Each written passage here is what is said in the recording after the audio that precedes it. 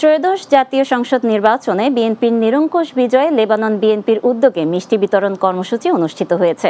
Lebanon থেকে বাবু সাহা জানান, নির্বাচনে বিএনপির নিরঙ্কুশ বিজয় এবং তারেক রহমানের বাংলাদেশের প্রধানমন্ত্রী নির্বাচিত হওয়ায় লেবানন বিএনপির উদ্যোগে এই আয়োজন করা হয়। লেবানন বিএনপির সভাপতি আমিনুল ইসলাম আইমান ও সাধারণ সম্পাদক সৈয়দ মোহাম্মদ আলম হোসেনের নেতৃত্বে প্রবাসী বাংলাদেশিদের মাঝে মিষ্টি বিতরণ করা হয়। এ সময় উপস্থিত নেতাকর্মীরা বিজয়ের আনন্দ ভাগাভাগি করেন এবং প্রধানমন্ত্রী হিসেবে তারেক রহমানের নেতৃত্বে দেশের উন্নয়ন ও অগ্রগতির প্রত্যাশা ব্যক্ত করেন। নবনির্বাচিত প্রধানমন্ত্রী এবং মন্ত্রী প্রতিমন্ত্রীদের প্রতি লেবানন বিএনপির পক্ষ থেকে শুভেচ্ছা ও অভিনন্দন জানানো হয়।